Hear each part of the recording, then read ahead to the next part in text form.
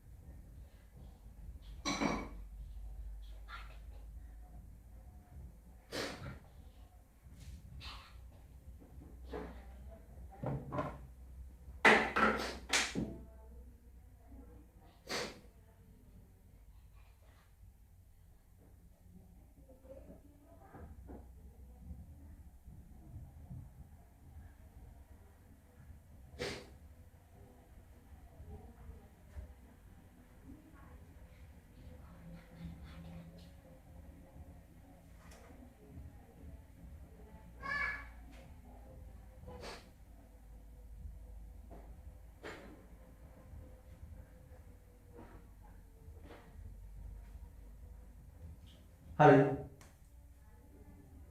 අපි රූපය ඇදලා ඉවරයි කියලා හිතනවා. එහෙම නැත්නම් ඒ රූපෙත් නැවත අඳින්න නේ. හරි. වීක් වර්ක් වැඩසටහන කරන්න කවද්ද කියලා අහනවා. තාම නෑ. දිනයක් නෑ. දැන් අපි 10 වසර එකක් කරා වීක් වර්ක් නෙමෙයි හැබැයි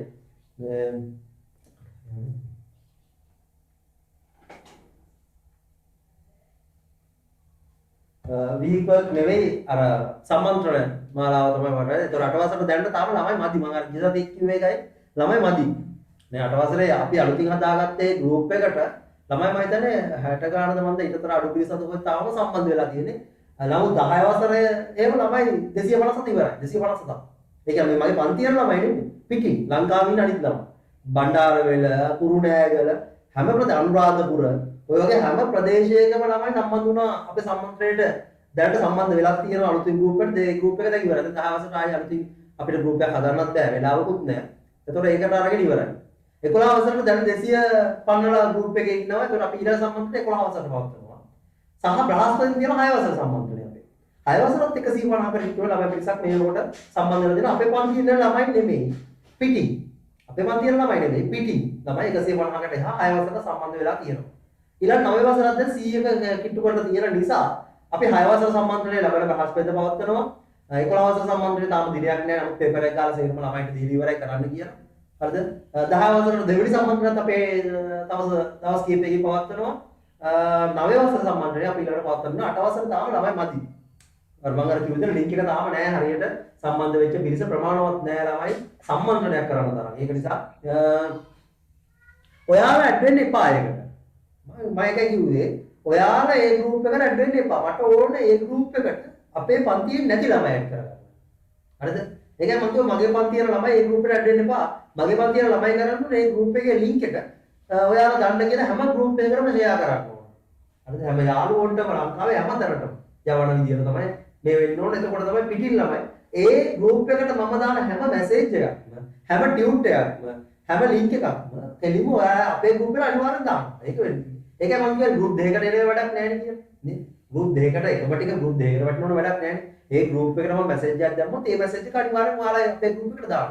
අපේ පන්තියේ ළමයි ගෲප් එකට. ඒක නිසා ඒකයි කිව්වේ ඒ ගෲප් එක මට වෙනවම තියාගන්න ඕන නිසා තමයි මම ඒක වෙනවම හදාගත්තේ. හරි. ඒකට ඔයාලා ඇඩ් වෙන්න එපා. ඒක ඇඩ් නොවුණා කියලා ප්‍රශ්නයක් වෙන්නේ නැහැ. ගෲප් එකේ ලින්ක් එක මම දැම්මා. ගෲප් එකේ ලින්ක් එක මම දාලා ඇති මීට දැන් ගොඩක් කල් 8 වසර ලින්ක් එක දාලා. ළමයි හරියට ඇඩ් වුණ නිසා මම ඒකට එච්චර උවමනාවක් කරේ නැහැ. 8 වසරට මම ආයෙත් ඒ ලින්ක් එක දාන්න සැලකිය ප්‍රමාණයක් ඇඩ් වෙනවා නම් පිටින් අපේ පන්තියට පිටින් ඒක අපි ෆ්‍රී සෙමිනාර් එකක් විදිහට තමයි කරන්නේ ළමයි 300ක් උපරිම සම්බන්ධ කරගන්න පුළුවන් සෙමිනාර් එකට ඉතින් අඩුම ගානේ 8 වසරට අපි ළමයි 200ක් බලාපොරොත්තු වෙනවා සෙමිනාර් එක නේ ඒක නිසා තමයි එහෙම කරන්නේ ඉතින් නැතු වැඩක් නැහැ ඒකම අද හවස 6ට මගේ ටීවී එකේ channel ID එකේ දෙවෙනි පාඩම අර පාඩමේම ඊළඟ කොටස අද හවස 6ට යනවා අද හවස 6ට. හරිද? එතකොට ඔයාලා පන්ති ඉවර කරනවා අපි 6ට channel එක දාලා පොඩ්ඩක් බලන්න. හැබැයි ඔයාලට එදාගේ අර පොට්ටෝ ගහලා වන්න බැරි එක. ඒ වැඩසටහන එදාට මේ පොට්ටෝ එකක් ගහලා ඒ වැඩසටහන වල තිබුණේ. ඒ වගේ අදත් වන්න බැරිය. ෆොටෝ එකක් ගහලාද ඒවට පුළුවන් ඒකෝ. මේ අපේ අයියට වෙන්න. මේ YouTube එකේ link එක වෙන්නේ නැති ඔය කියනවා මම හිතන්නේ. නේ? මම හිතන්නේ ඒක වෙන්නේ නැති කියලාද YouTube එකේ link එක වෙන්නේ නැති කියන ඇත්තේ. එතකොට මම මේ link එක දාන්නම්. දැනට YouTube එකට දාලා තියෙන වීඩියෝ එක අද දවස් අතට දාලා තියෙන කියලා දවස් 6ට අනිවාර්ය වැඩසටහන තියෙවි. තව දෙයක් එයාලා මට කතා කරන්න කිව්වා වැඩසටහන කොට මාරු වුණා කියලා. ඔයාලා මම කිව්වනේ විස්තරය හරියටම නේ මම එක වැඩසටහනටයි ගියේ කරාන ටීවී එකේ එක දවසකට පෙනී ඉන්න. නමුත් මට පිනා chance එකක් නේද දවස් 3කට chance හම්බුණා. ඒතර එකම දවස් තමයි රූපගත කිරීම කරේ. එකම දවස් තමයි දවස් 3කටම අදාළ රූපගත කිරීම කරේ. ඉතින් මම නම් ඉන්නේ ඇඳුම එකමයි. හරිද? නම් ඉන්නේ ඇඳුම වෙනස් වෙන්නේ නැහැ. එතකොට ගිය සතිය දාලා තියෙන්නේ පාඩමේ දෙවෙනි කොටස. ඒකට වැරදිලා. දැන් අද යන්නේ පාඩමේ පළවෙනි කොටස. ඇත්තටම මම සූදානම් වුණේ පාඩමේ තුන්වෙනි කොටසට. ඒක යන්නේ ලබන මාසේ දෙවෙනි සතිය සම්බන්ධ. ලබන මාසේ දෙවෙනි සතිය සම්බන්ධ තමයි ඒක ටීවී කියන්නේ. ඒක තව දවසක් ආයි ටීවී එකේ තියෙනවා. අදට අමතරව තව දවසක් තියෙනවා මේ පාඩම ටීවී එකේ යන දවසක් තියෙනවා. ඒකට ඒක තමයි ඇත්තටම මම පුරුදු වෙලා ගියපු වැඩසටහන තමයි ලබන මාසේ යන්නේ. අද තියෙන්නේ මම වෙන එක්කෙනෙක් කරන වැඩසටහනක් තමයි එයාගේ වැඩසටහන තමයි මම අදත් කරන්නේ. හැබැයි අද තමයි පාඩමේ පළවෙනි කොටස. හරිද? ඒකින්ද බලමු අපි බලන්න නිකන් පිළිවෙල බලන්න. ඒකම මම ඒකේ link එකක් දානවා. ඔයාලා අර පෙර පරිදිම මේ link එකට ගිහිල්ලා YouTube එකේට like එකක් දාලා පොඩි comment එකක් දාලා එන්න ඒකට. ඉස්සෙල් එක දැන් නම් ගොඩක් ගිහිල්ලා ඒක නම් මම ළඟදී බැලුවෙත් නෑ. කොහොම හරි සතියක් විතර සතියක් දෙකක් යනකොට මම හිතන්නේ ඒකේ මේ බලලා තිබ්බා 1300කට ආසන්න පිරිසක් 1400 ආසන්න පිරිසක් වීඩියෝ බලලා තිබ්බා. සමහර වීඩියෝ තියෙනවා සමහර විද්‍යාව කට්ටියගේ මාස 6ක් ගිහිල්ලා 1000ක් ගිහිල්ලා නෑ. 1000ක් view කරලා නෑ.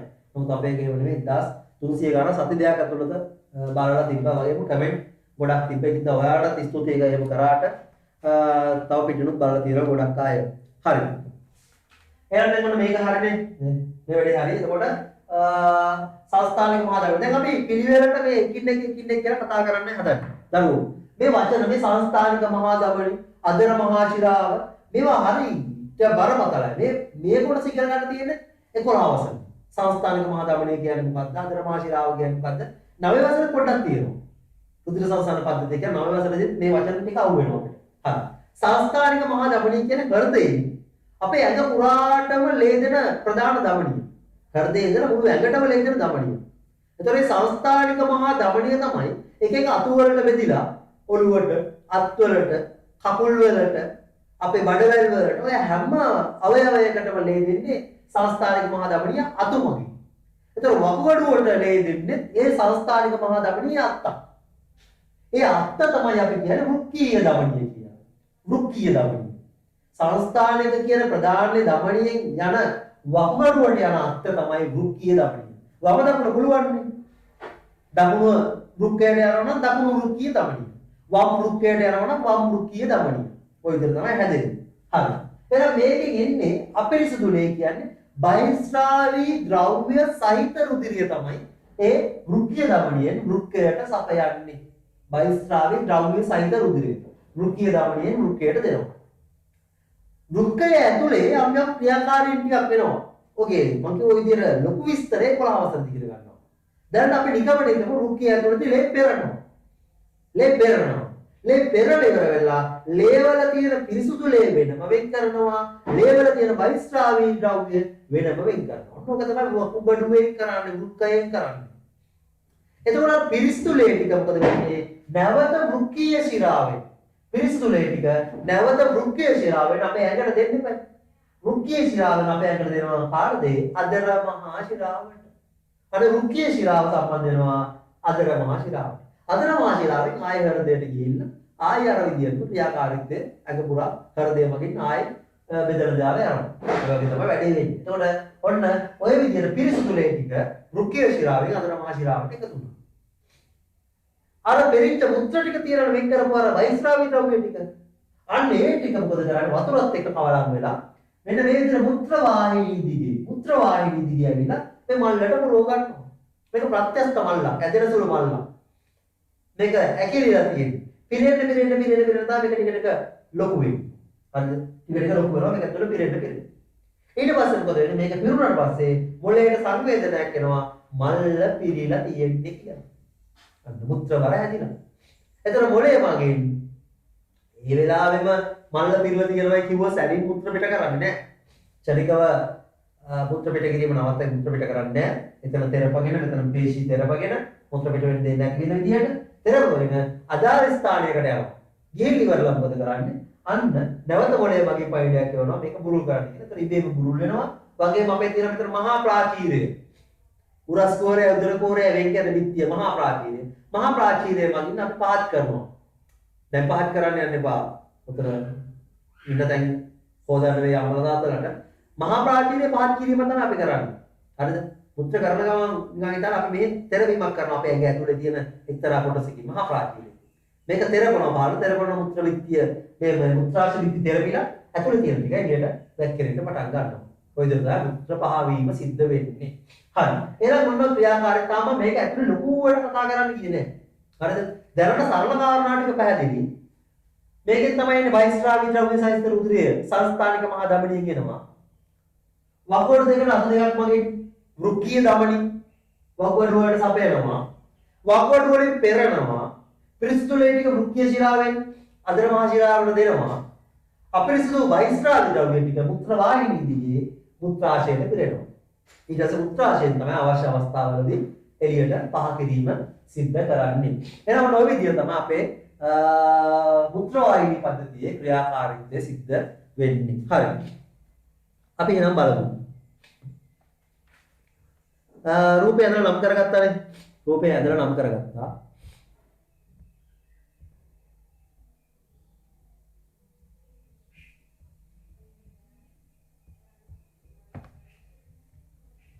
දැන් යටින් අපි එක එක කොටස් ලියා ගමු. මෙන්න මේව ලියා ගන්න.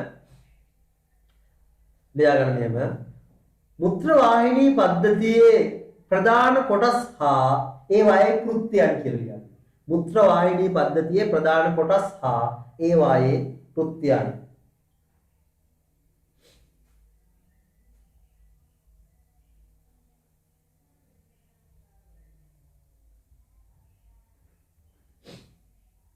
සරේකායේ කියන්නකෝ. මුත්‍ර වාහිනී පද්ධතියේ ප්‍රධාන කොටස් හා ඒවායේ කෘත්‍යයන්.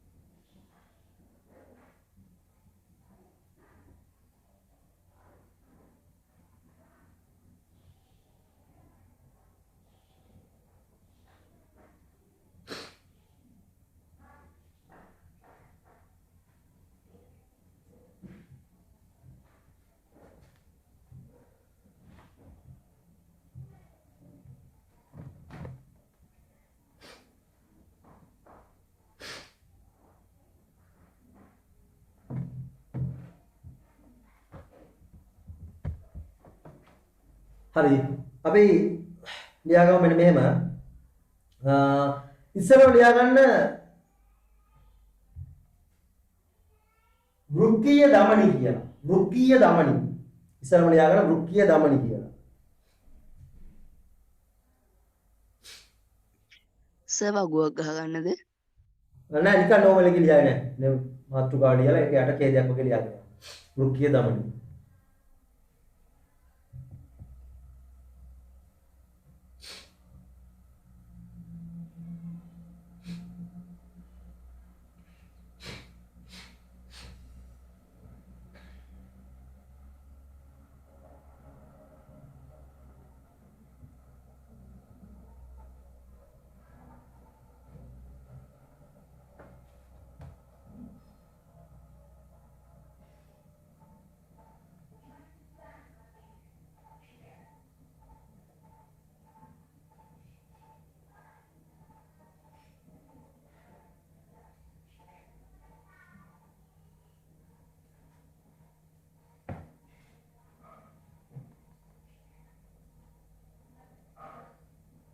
හරි.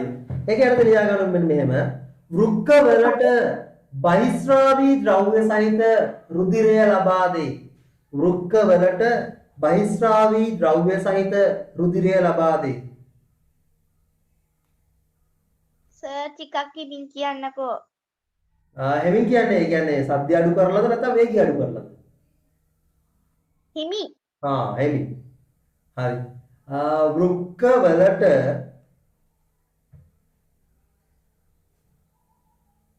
බහිස්රාවී ද්‍රව්‍ය සහිත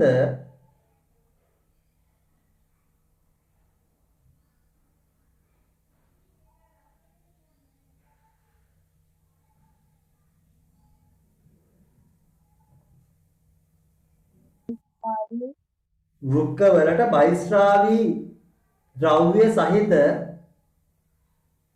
අපි මේ ලියන්නේ වෘක්කීය දමනි කියන හොඳ වෘක්කීය දමනි කියලා ලියන්නේ මාතෘකාව වෘක්කීය දමනි ඒක යටතේ ලියන්නේ වෘක්ක වලට බහිස්රාවී ද්‍රව්‍ය සහිත රුධිරය ලබා දෙයි. රුධිරය ලබා දෙයි.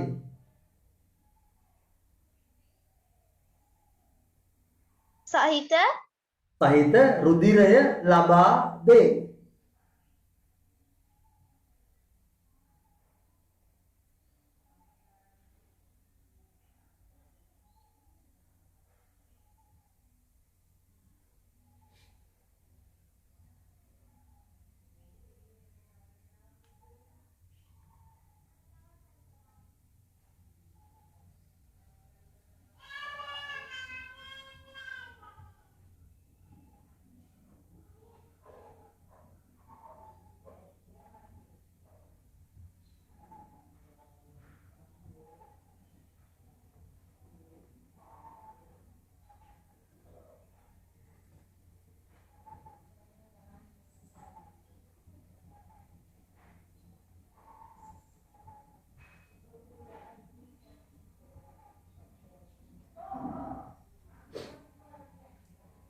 රුධිරය ලබා දෙයි.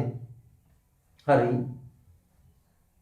හරිනේ. එතකොට වෘක්කීය දමනි දෙකක් වම් වෘක්කීය දමනි දකුණු වෘක්කීය දමනි ඒව ඕනේ නැහැ නේ. අපි ඒක හරියි. දැන් එහෙනම් මේකට එනවා. ලියාගන්න ඊළඟ මාතෘකාව වෘක්කය. වෘක්කය.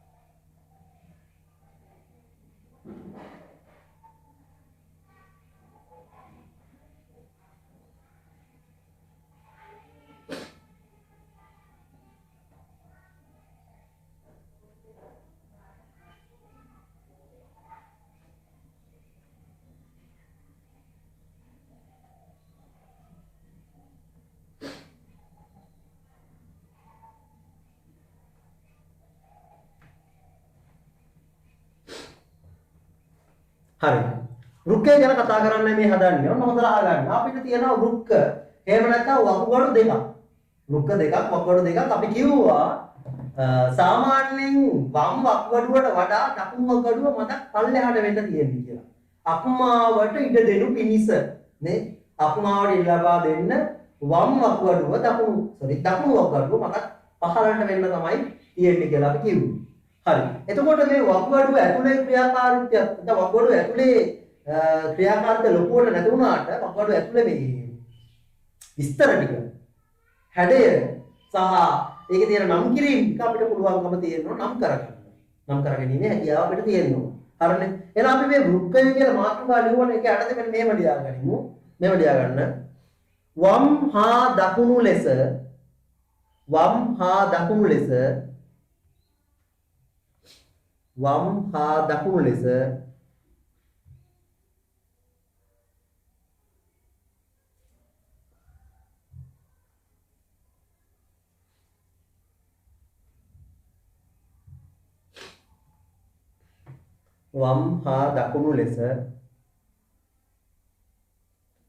වෘක්ක හොඹඩකින්න වම් හා දකුණු ලෙස බෝංචි බීජ හැඩති.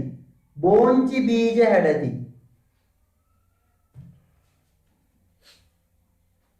බෝංචි බීජ හැඩති.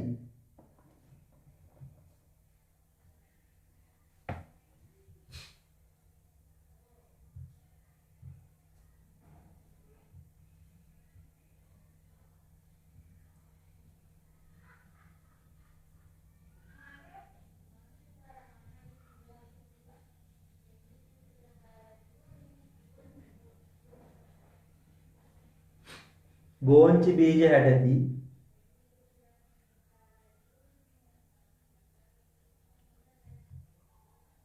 වෘක්ක දෙකකි. වෘක්ක දෙකකි.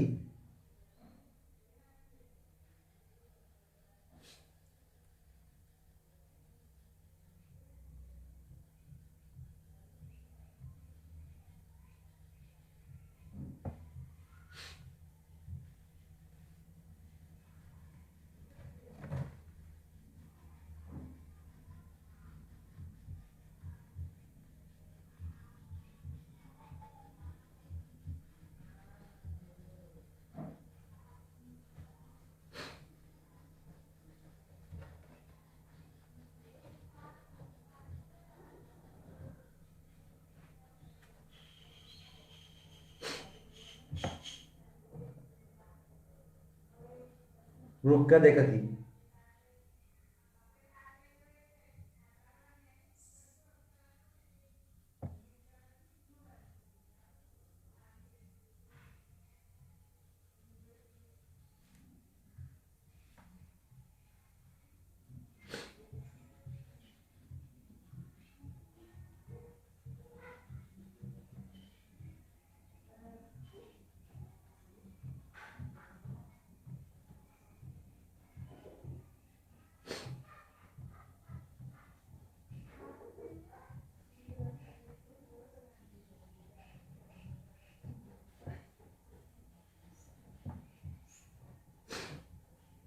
හරි.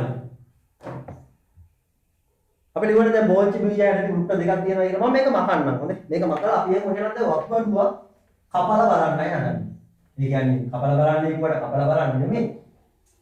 ක්‍රියා මේ රූපය අඳුරන්නේ රූප අඳින්නේ නැහැ. මම අර ඉස්සෙල්ලා කිව්වා මේ රූප විභාගයට අඳින්නේ නැහැ.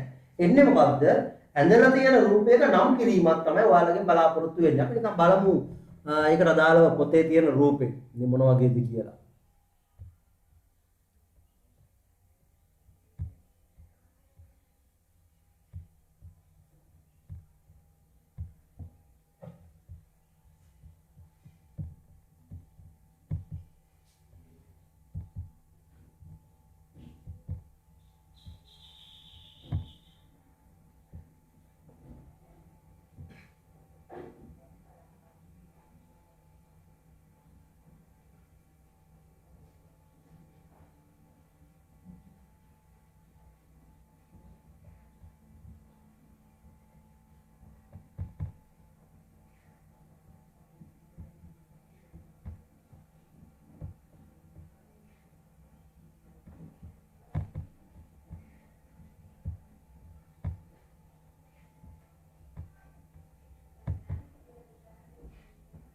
හරි අපි මේ ටික ගිය සතිය තුල කතා කරා. මම වෙනස ඒ ටික ඉස්සරහට යන්නම්. මේක තමයි අපි දැන් ටිකට ඉස්සෙල්ලා ලිව්වේ. මෙන්න මේ විදිහට තමයි වගඩු දෙක අපේ තියෙන ස්ථානය. වගඩු දෙක තියෙන ස්ථානය දකුණු පැත්තේ මදා පහළට වෙන්න තමයි තියෙන්නේ. හරිද?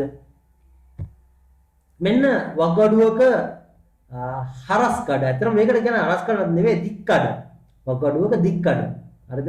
මේ තියෙන වගඩුවක දික් කඩ. ඒ කියන්නේ වගඩුව දික් අතර පැලුවම ඇතුළ පේන විදිය තමයි මේ තියෙන්නේ. ඇතුළ පේන විදිය තමයි මේකෙන් අපිට පෙන්눔 කරන්නේ. හරි. ඒතර මේකෙදි දරුවෝ මෙන්න මේව මේ ටික මතක තියාගන්න ඕන දැන් පොඩ්ඩක්.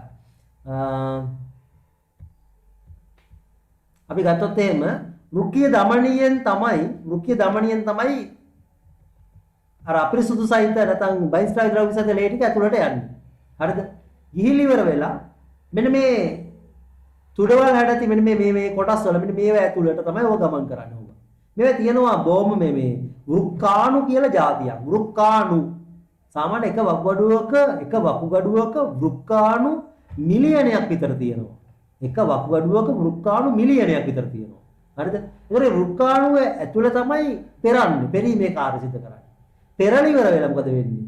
ඒ පෙරිච්ච පිරිසුදු ලේ ටික නැවත මේ නිල් පාට බටේ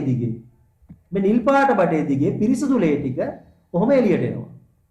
නිල් පාට බටේ දිගේ පිරිසුදු ලේ ටික එළියට එනවා. එතන අර පෙරිච්ච මුත්‍ර ටික මෙන්න මේ ස්ථාන වලට තමයි වෑස් වෙන්නේ. මෙන්න මෙතනට. මෙතනට කියන අපි ශ්‍රෝණිය කියලා. මෙන්න මෙතනට වෑස් වෙනවා මේ හැමතැනින්ම. මේ මෙතනට වෑස් වෙනවා. වෑස් වෙලා මේ ශ්‍රෝණියෙන් පටන් ගන්නවා මේ පල්ලයට මුත්‍ර වාහිනිය. අන්න ඒක දිගේ මුත්‍ර ටික ගමන් කරනවා. එතකොට අර වෘක්කාණු වල පෙරෙන ක්‍රියාවලිය වලට 11 වසරදී ඉගෙන ගන්න තියෙනවා. දැනට ඔච්චරයි ඉගෙන ගන්න තියෙන්නේ. හරිද? එතකොට ඔන්න අපි මේ දැන් කතා කරන වග්ගඩුවක සාමාන්‍ය කොටස් ටික. වග්ගඩුවක සාමාන්‍ය කොටස් ටික තමයි අපි දැන් මේ පෙන්වන්නේ ඔයාලට. මේක මෙහෙමම මෙච්චර ලස්සන රූපයක් විදිහට ඕනේ. අපි නමුත් සරලව පොඩ්ඩක් ඇඳගමු. මේ සරලව ඇඳගමු. ඒ වගේම තමයි මජ්ජාව කියලා කියන්නේ මැද හරිය කොටස මේ මජ්ජාව. බාහිකය කියලා කියන්නේ මේ වටේ ටිකට බාහිකය කියලා කියනවා. මජ්ජාව සහ බාහිකය. හරිද? එතන මේවට කියන්නේ පිරමීඩාකාර ව්‍යුව කියලා. පිරමීඩ හැඩයක් පොඩි නිකන් අර කොහොම ත්‍රිකෝණ වගේ හැඩයක් තියෙනවනේ මේ හැම එකම වගේ. ඔව්. වෘක්ක පිරමීඩ කියලාත් මේවට කියනවා. ඒ තරම් ලොකුවට ඕනේ නැහැ අපිට. අපි සරල මේ රූප සරහනේ කොටස් ටික විතරක් නිකමට වගේ ඇඳ ගමු. හරි. මේක ඔයාලට මම බෝඩ් එකේ අඳින්නම් නේ. ඒකට අපිට පුළුවන් මේක අඳින්නට වඩා ඒක ලේසි. මං අඳින එක ලේසි වෙයි. හරි මම බෝඩ් එකේ රූපය ඇදලා පෙන්නන්න මොන බලාගන්න.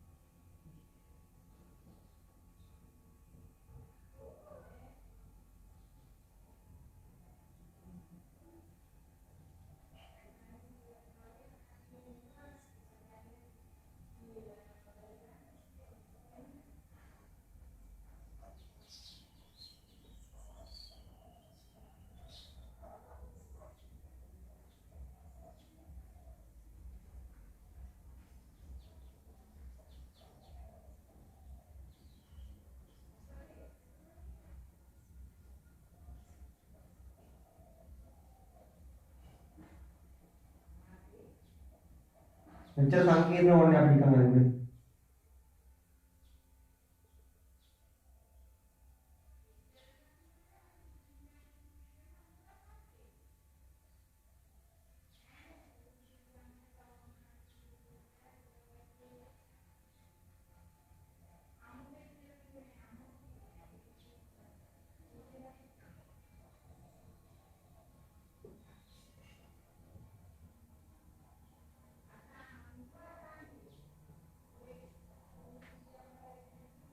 හරිද? මේ විදිහට සරලව අපි අඳගමු මේක. මේ කියන්නේ ලේ ඇතුළට යන එක නා මම ඉතල දාන්නම් මෙහෙම ඇතුළට.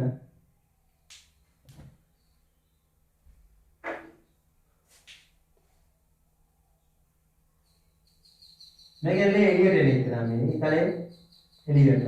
අද මම මෙතන තෝරන දාන්න ඊතලේ ඇතුළට ඊතලේ එළියට. මේ මුත්‍ර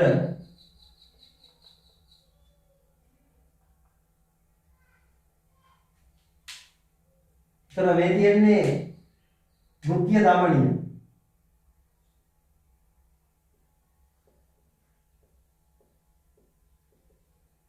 මේ තියෙන්නේ මුඛ්‍ය ශිරාව.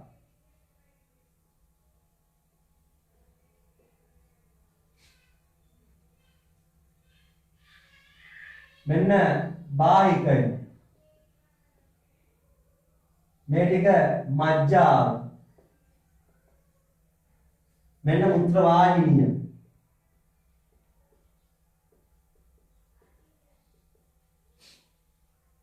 මෙන්න මෙතනට කියනවා අපි ශ්‍රෝණිය කියලා. ශ්‍රෝණිය.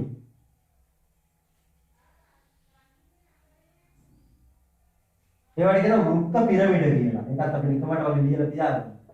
වෘක්ක පිරමිඩ. හරි. දැන් එනවා මෙන්න මේ රූපය අඳ ගන්න. අඳලා නම් කරගන්න කොටස් ටික. රූපය අඳලා කොටස් ටික නම් කරගන්න.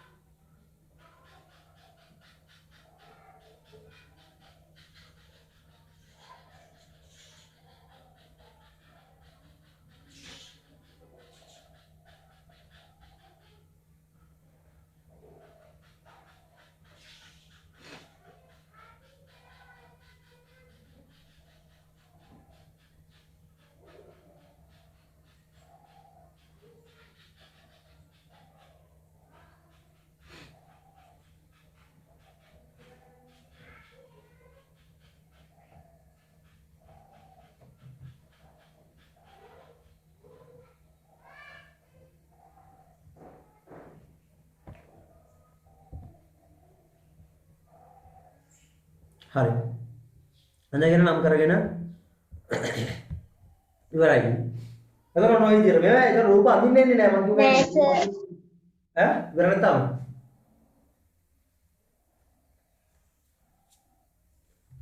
තව විනාඩියක් විතර දෙන්නම් මම කරමු.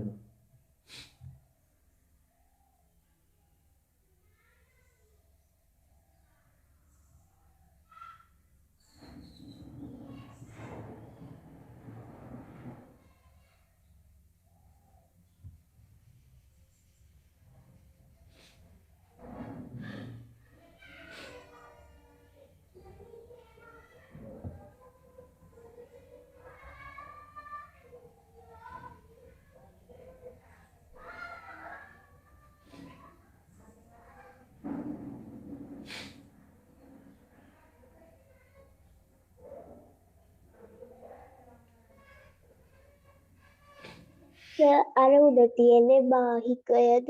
බාහිකය. බාහිකය. ඉවරයි සර්.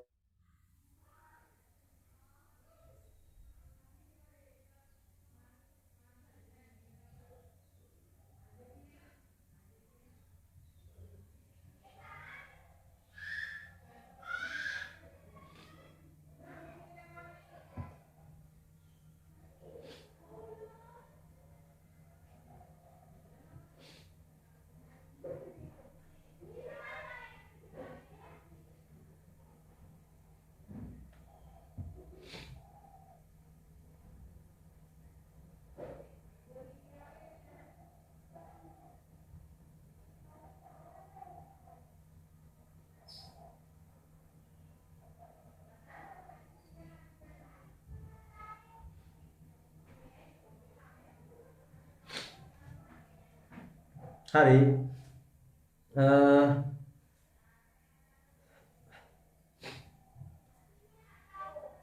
අපි ඊළඟට බලමු මේකේ දැන් කිව්වනේ මේ දෙකක් තියෙනවා කියලා කිව්වා. මේකේ දැන් ඇතුලේ කොටස් ටික ගැනත් පොඩි පැහැදිලි කිරීමක් දැන් දන්නවා. අපි ලියාගමු මේක යටතේ මෙන්න මෙහෙම. ලියාගන්න මෙහෙම. වෘක්කීය දමනීය තුලින් පැමිණෙන රුධිරය වෘක්කීය දමනීය තුලින් පැමිණෙන රුධිරය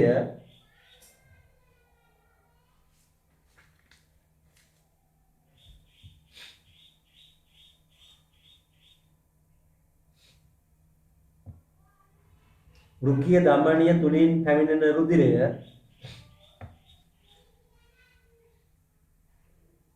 වෘක්ක තුලදී පෙරීමකට ලක් වී වෘක්ක තුලදී පෙරීමකට ලක් වේ. වෘක්ක තුලදී පෙරීමකට ලක් වේ.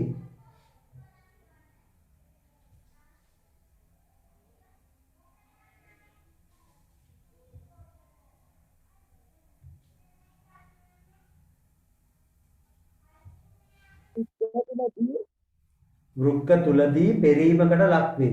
වෘක්කීය දමනීය තුලින් එන රුධිරය වෘක්ක තුලදී පෙරීමකට ලක් වේ.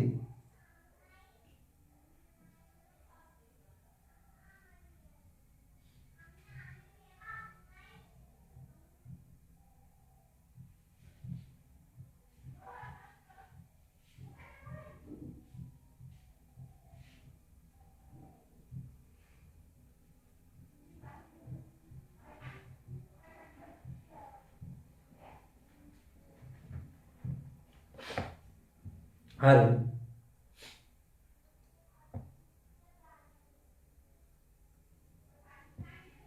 පෙරීමකට ලක් වේ.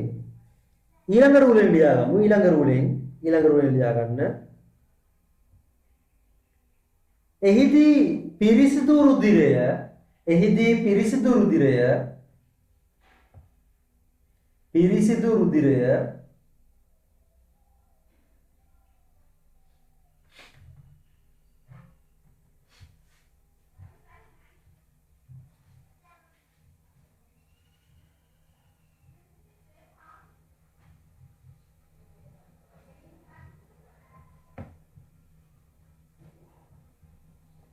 පිරිසිදු රුධිරය වෘක්කීය ශිරාවෙන්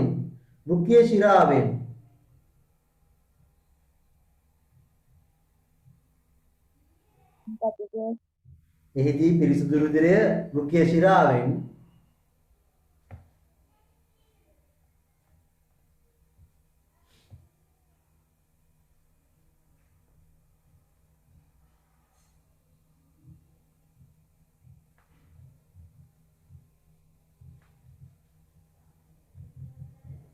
එහිදී පිරිසුදු රුධිරය වෘක්කීය ශිරාවෙන් නැවත දේහයට ගමන් කරයි. නැවත දේහයට ගමන් කරයි. නැවත දේහයට ගමන් කරයි.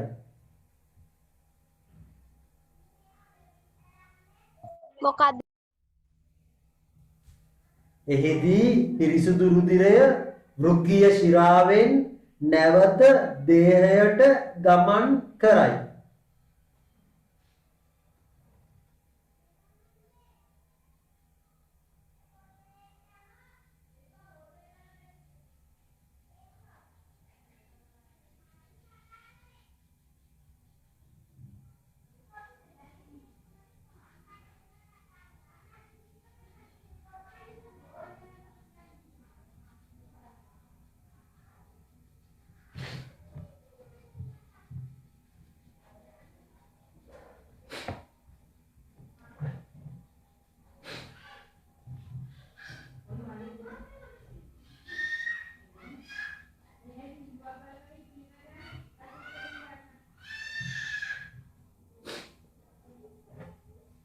හරි. ඊළඟ රූලෙන් ලියා ගන්න. ඊළඟ රූලෙන් ලියා ගන්න. බහිස්රාවී ද්‍රව්‍ය සහිත මුත්‍ර බහිස්රාවී ද්‍රව්‍ය සහිත මුත්‍ර බහිස්රාවී ද්‍රව්‍ය සහිත මුත්‍ර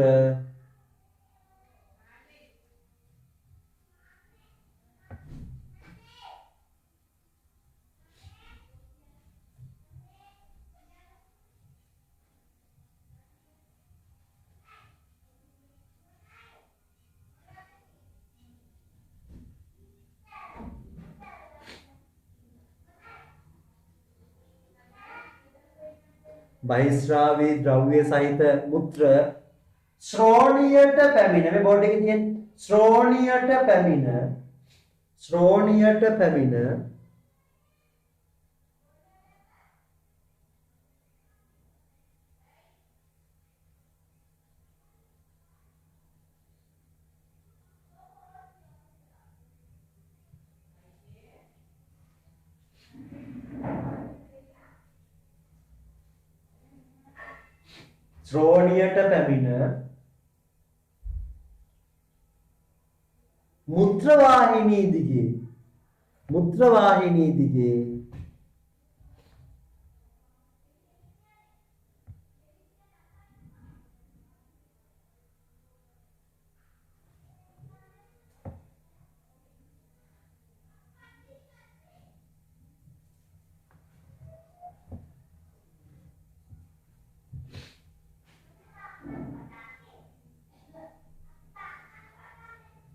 මුත්‍රවාහිනී දිගේ මුත්‍රාශයට ගමන් කරයි. මුත්‍රවාහිනී දිගේ මුත්‍රාශයට ගමන් කරයි.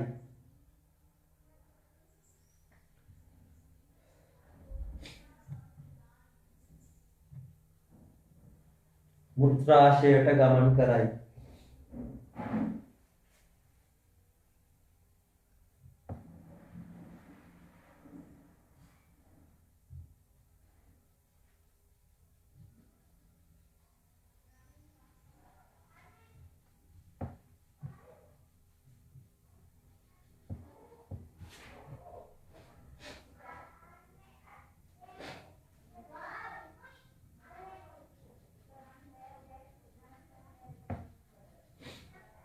හරි. ඊළඟට අපි ලියාගමු ඊළඟ අණු මාත්‍රා. දැන් අපි දැනට ලිව්වා වෘක්කීය ධමනි ලිව්වා, වෘක්කය ලිව්වා. අපි ලියාගමු ආයතන වෘක්කීය ශිරාව. ඊළඟ මාත්‍රා ලියා ගන්න වෘක්කීය ශිරාව. වෙන වැඩේ දන්නවා. පොඩ්ඩක් ලියමුනා ඉස්සෙල්ලා. මේ විකේ. තමන්නේ ආපහු ලියාගමු අණු මාත්‍රාව වෘක්කීය ශිරාව.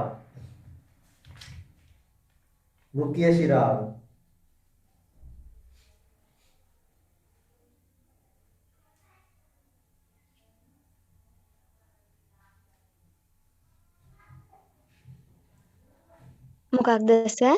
වෘක්කීය ශිරාව අණු මාත්‍රාව.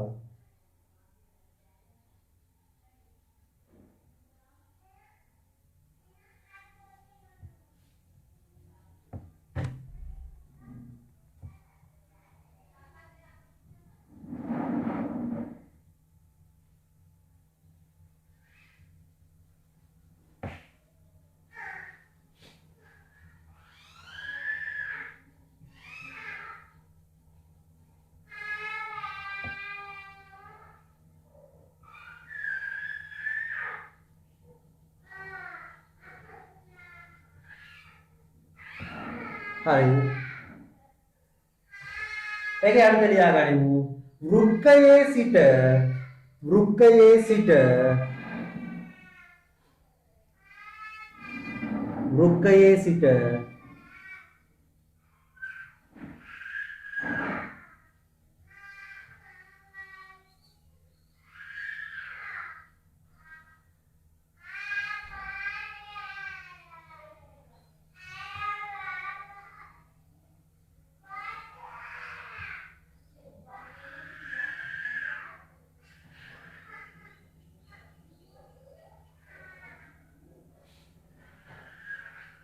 වෘක්කයේ සිට පිරිසිදු රුධිරය වෘක්කයේ සිට පිරිසිදු රුධිරය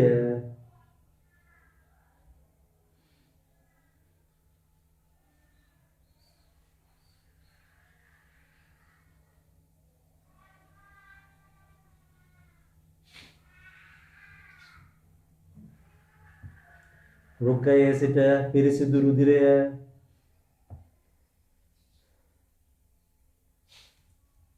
දේහය වෙත ගෙන යයි දේහය වෙත ගෙන යයි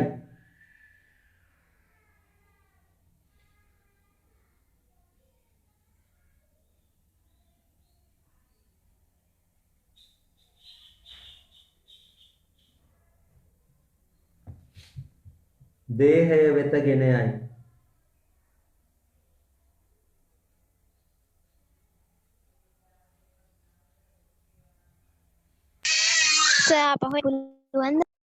වෘක්කයේ සිට පිරිසිදු රුධිරය දේහය වෙත ගෙන යයි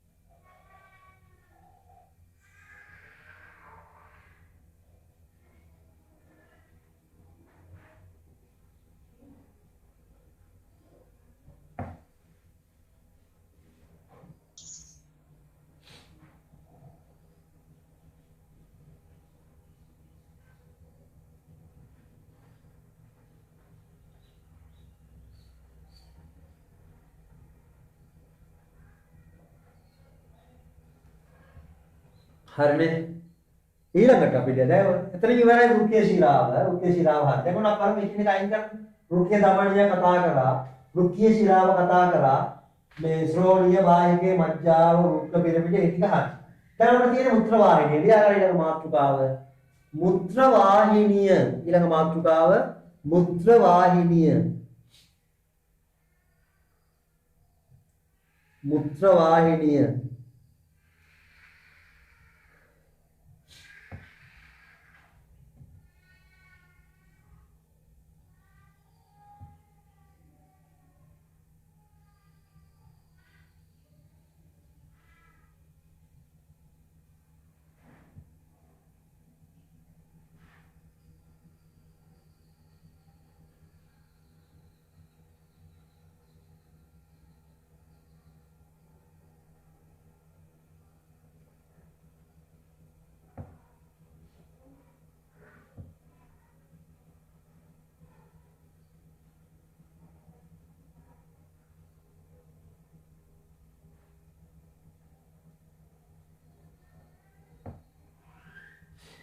හරි මුත්‍ර වාහිනිය යටතේ ලියාගනිමු ශ්‍රෝණියට පැමිණෙන මුත්‍ර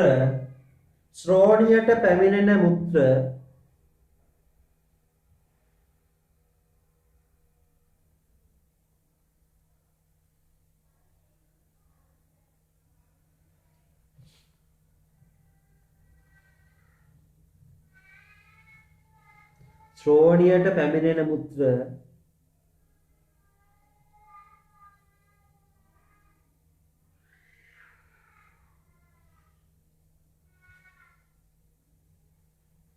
මුත්‍රාශය කරාගෙන යයි මුත්‍රාශය කරාගෙන යයි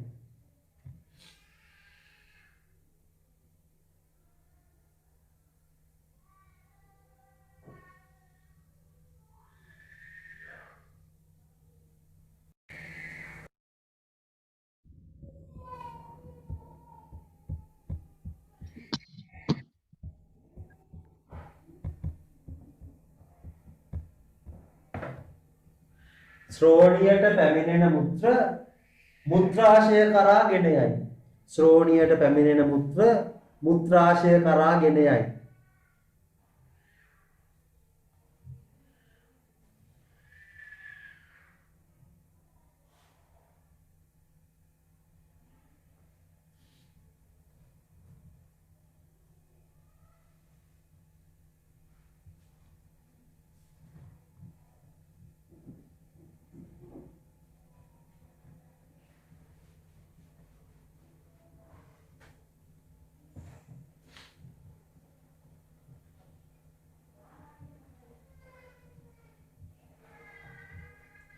හරි.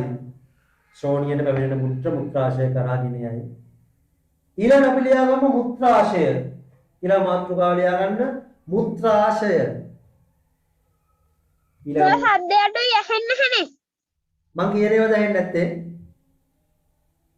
ඔව් සර්. නෑ සර් එහෙන හොඳට. ඒකනේ. ඕනේ සද්දෙපට වැඩි කරගන්න උඩ හරියයි. මුත්‍රාශය. ඊළඟ මාතෘකාව මුත්‍රාශය.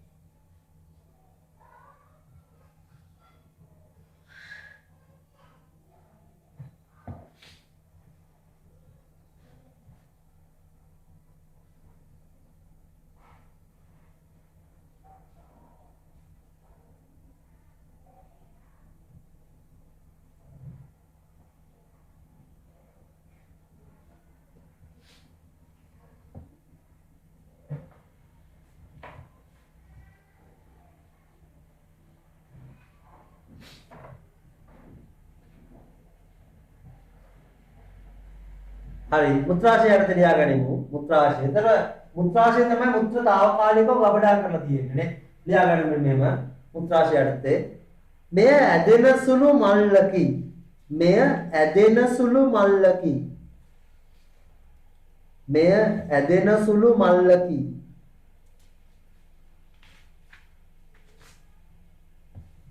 මෙය ඇදෙන සුළු මල්ලකි.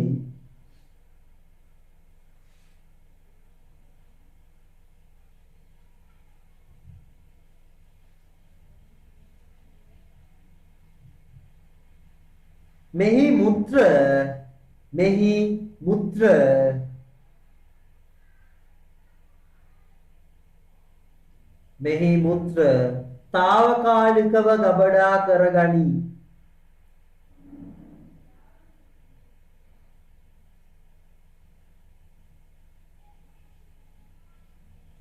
తాවකාලිකව ගබඩා කරගනී.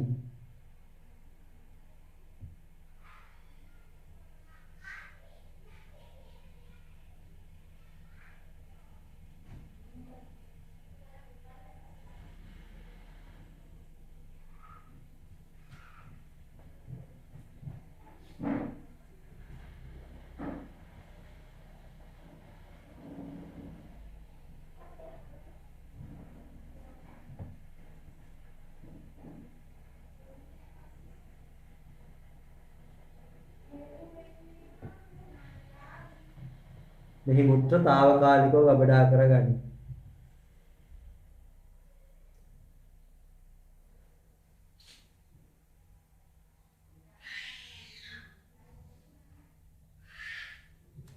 හරි.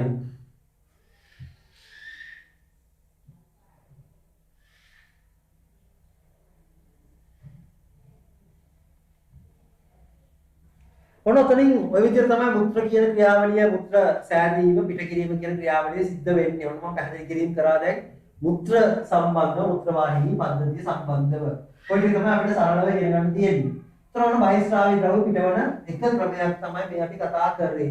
ඊළඟට අපි බලන්න ඕන මේ මුත්‍ර වාහිනී පද්ධතිය ආශ්‍රිතව තියෙන රෝගාබාධ මොනවද කියලා. මුත්‍ර වාහිනී පද්ධතිය ආශ්‍රිතව තියෙන රෝගාබාධ මොනවද? ඒවට විසඳුම් මොනවද තියෙන්නේ? නැත්නම් ඒවට පිළියම් මොනවද? නැත්නම් රෝගාබාධ හට නොගෙන අපි ජීවත් වෙන්නේ කොහොමද කියන එක කතා කර යුතුයි. හරි. මුත්‍ර වාහිනී පද්ධතිය ආශ්‍රිතව තියෙන ප්‍රධානම රෝගබාධයක් තමයි දරුවෝ මුත්‍රාශ ගල් හට ගැනීම. වෘක්කවල ගල්, මුත්‍රාශයේ ගල් කියලා අපි සාමාන්‍ය විවහාරයේ කියනවා.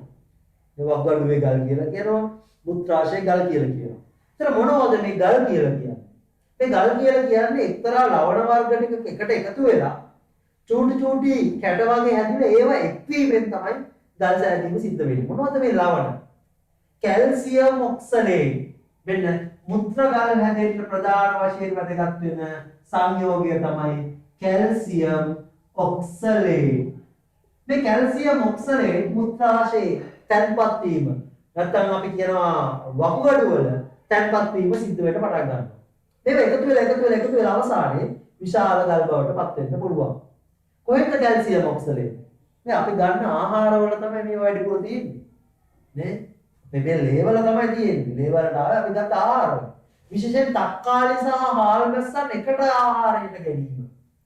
කැල්සියම් ඔක්සලේට් හදන ප්‍රධානතම හේතුව. හැබැයි විභාග වල කියන්නේ නැහැ. විභාග වල අහන්නේ නැහැ. සාමාන්‍ය දැන් දේ තමයි මම කිව්වේ. කැල්සියම් ඔක්සලේට් හද ගන්න ප්‍රධාන හේතුව තක්කාලි සහ හාල් මැස්සන් එකට ආහාරයට ගැනීම. අන්න ඒ හේතුවෙන්. ඊට අමතරව තව හේතු ගණනාවක් තියෙනවා. ජලය අඩුවෙන් පානය කිරීම. නේ? අපි හරියට වතුර බොන්නේ නැත්නම් මුත්‍ර ගලදීමේ සම්භාව්‍යතාව වැඩි.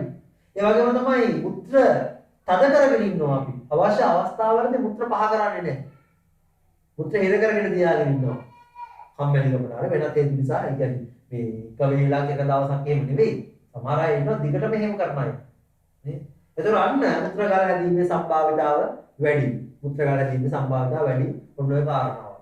එහෙනම් මෙන්න මේ හේතු නිසා මුත්‍ර ගල් හැදෙනවා. හැබැයි මේ මුත්‍ර ගල් වල චූටි පොඩි ඒවා අපි කියන ස්පටික කියලා. ඒවා මුත්‍රාත් එක්ක පිට වෙලා යන්න පුළුවන් නිකම්. නමුත් ඔය ස්පටික එකතු වෙලා පොඩි පොඩි කැට බවටපත් වුණාම මුත්‍ර මාර්ගය හරහා පිට වෙන්න අමාරුයි. සමහරවිට මුත්‍ර මාර්ගයේ මේ කැට හිර වෙලා අධික වේදනාවක් හට ගන්නවා. මුත්‍රාශයේ තියෙන අධික වැයි මුත්‍රාශයේ මුත්‍ර පිරීලා එළියට යන බටේ හිර වෙලා. නිකන් හිතන්න මුත්‍ර ගන්න බැහැ දැන් ඇතුලේ හිර වෙලා තියෙනවා.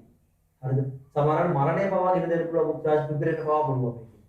හරිද? ඒක නිසා මුත්‍ර ගල හිර වුණාම අධික වේදනාවක් හට ගන්නවා. ටංකාලේ වලට ఔෂධ දීලා මුත්‍ර ගල් දිය කිරීම සිද්ධ කරනවා. සමහර මුත්‍ර ගල් තියෙන අති විශාල ඒවා. මේ ලොකු ගල් සයිස්. මේ සයිස් විතර ගල් ඒවා තියෙනවා. හරිද? ඉන්න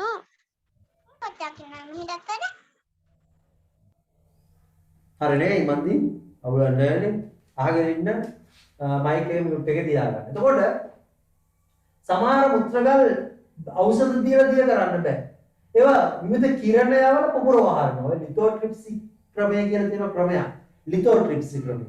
මේවට ලක් කරා මේ කිරණ වගේක් යවලා ඒ කිරණ වලින් මේ ගල් කැබලි වලටපත් කරනවා. කෑලි කරනවා. කුඩු කරනවා. කුඩු කරලා ඒ කුඩු වෙන දේවල් ඖෂධ දීලා තව පොඩක් දිය කරලා මුත්‍රාත් එක්ක පිට වෙන්න තමයි දෙන්නේ. මේ අතර ඔපරේෂන් කරලා අයින් කරන්න පුළුවන්.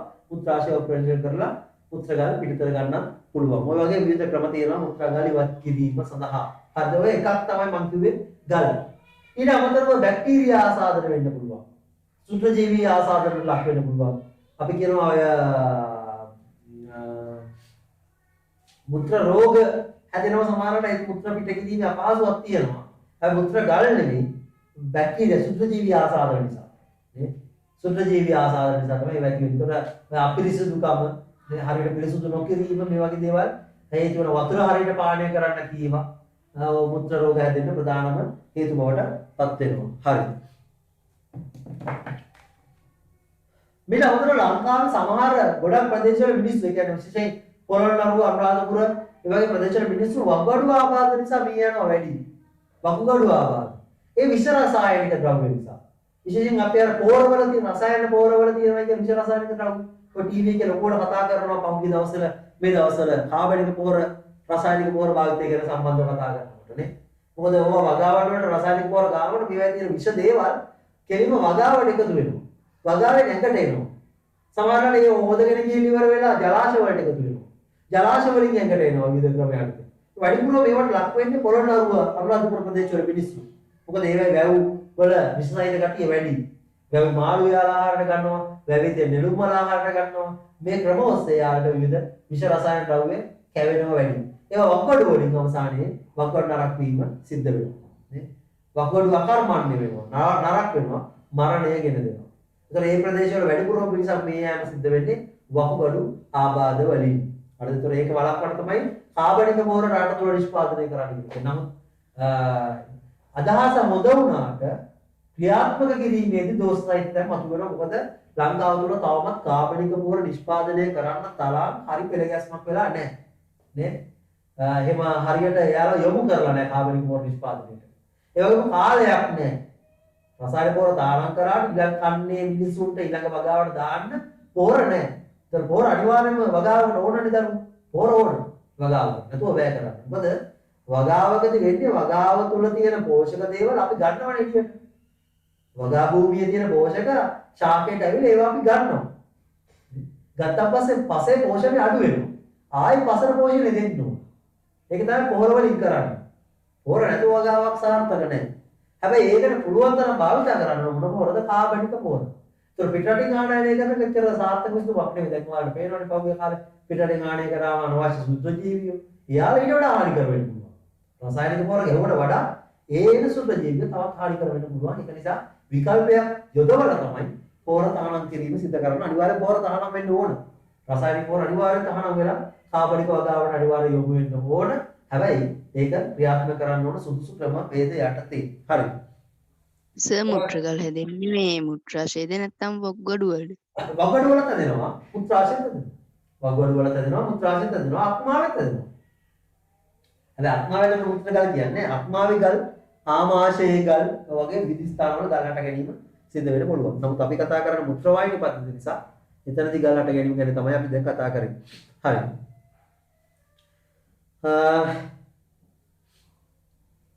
අපි ලියාගමු මෙහෙම. ලියා ගන්න අනුමාතෘකාව මුත්‍රාවාහිනී පද්ධතිය ආශ්‍රිත රෝග. මුත්‍රාවාහිනී පද්ධතිය ආශ්‍රිත රෝග.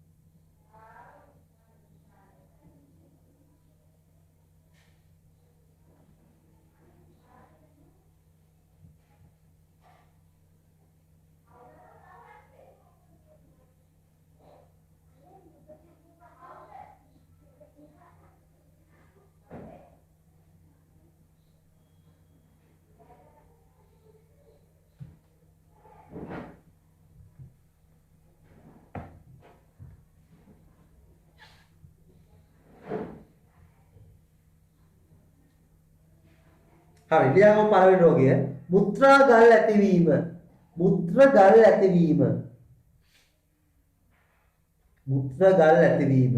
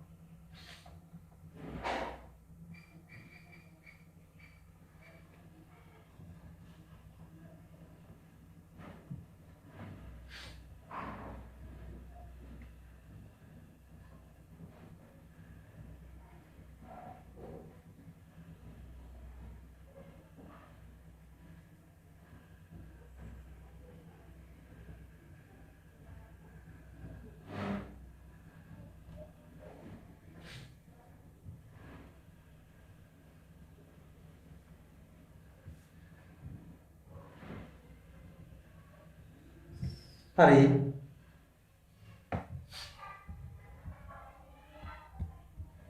ඒකේ යටතේ ලියා ගන්න මෙන්න මෙහෙම. ඒකේ යටතේ ලියා ගන්න මෙහෙම. Calcium oxalate. Calcium oxalate board එකේ තියෙනවා. කැල්සියම් ඔක්සලේට්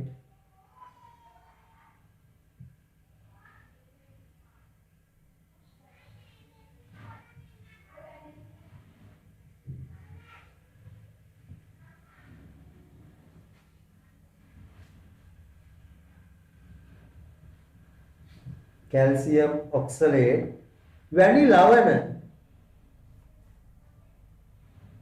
වැනි ලවණ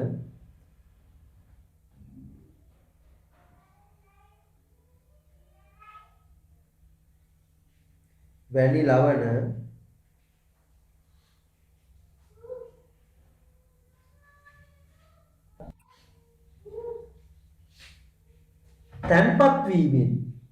තැන්පත් වීමෙන් වැනි ලවණ තැන්පත් වීමෙන්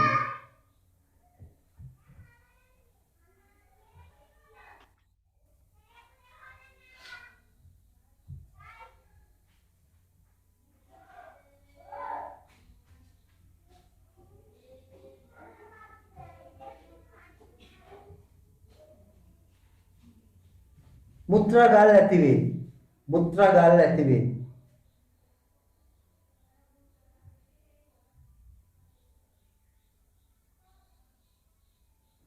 මුත්‍රා ගල් ඇති වේ.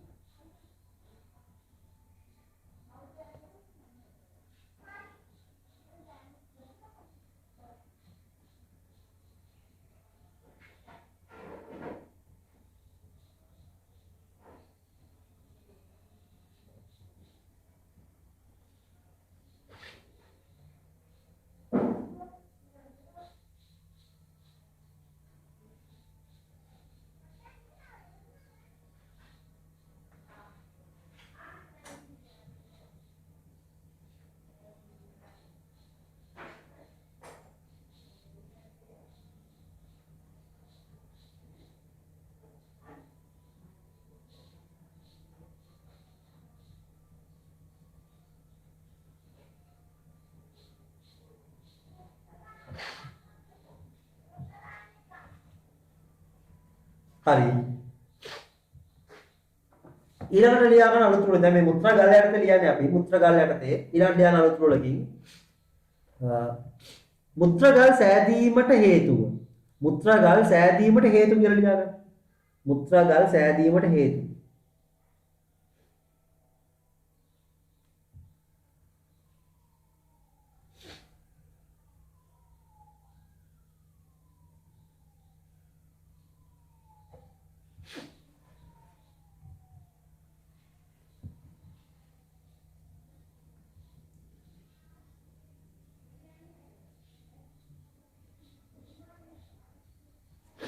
මුත්‍රා ගල් සෑදීමට හේතු. හරි ඒක යටතේ ලියාගමු අංක 1 දාලා. අංක 1 දාලා ලියා ගන්න. ප්‍රමාණවත් ජලය පානය නොකිරීම. ප්‍රමාණවත් තරම් ජලය පානය නොකිරීම.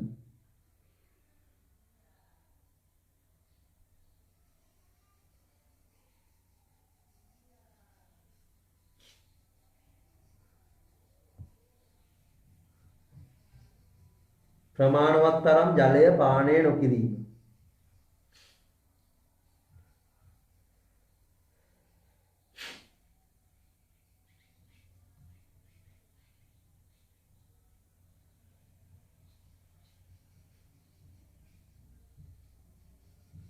දෙවෙනි එක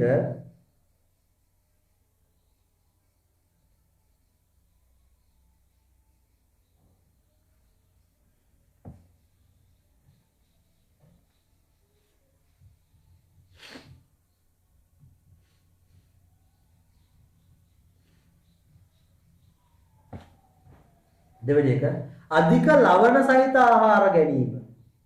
අධික ලවණ සහිත ආහාර ගැනීම.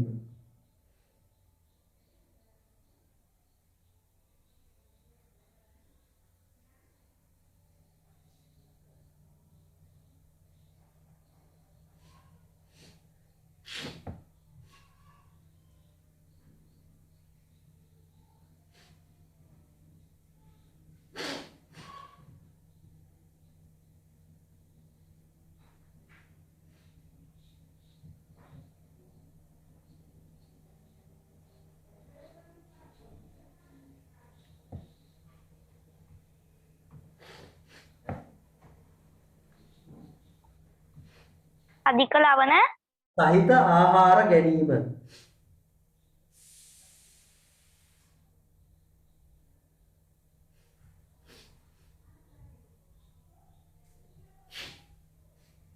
අධික ලවණ සහිත ආහාර ගැනීම.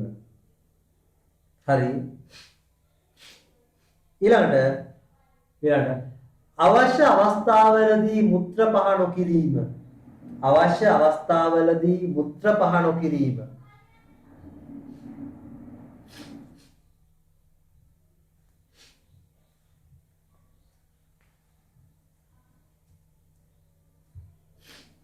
අවශ්‍ය අවස්ථාවලදී මුත්‍ර පහ නොකිරීම.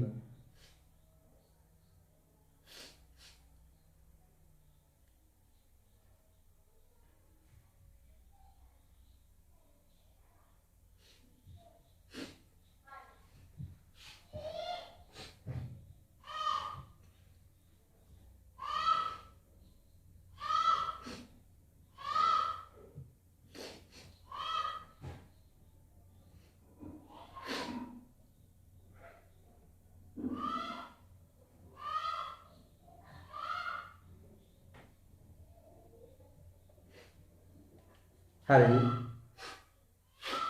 ඔන්න මුත්‍රාගල ඇති වෙන්න හේතු ටික තමයි අපි කිව්වේ. දැන් ලියමු දෙවෙනි රෝගය. රෝගය දෙක. දෙවෙනි එක. දැන් පළවෙනි එකට කිව්වේ මුත්‍රාගල සෑදීම කියලා. දෙවෙනි එක ලියාගමු. වෘක්ක අකර්මණ්‍ය වීම.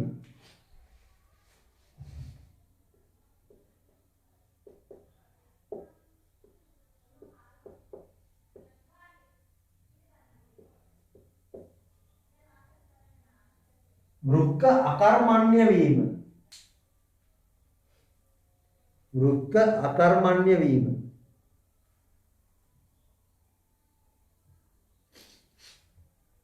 සර් හේතු යටතේද නැත්නම් නෑ දෙවෙනි රෝගය. වෘක්ක අකර්මණ්‍ය වීම.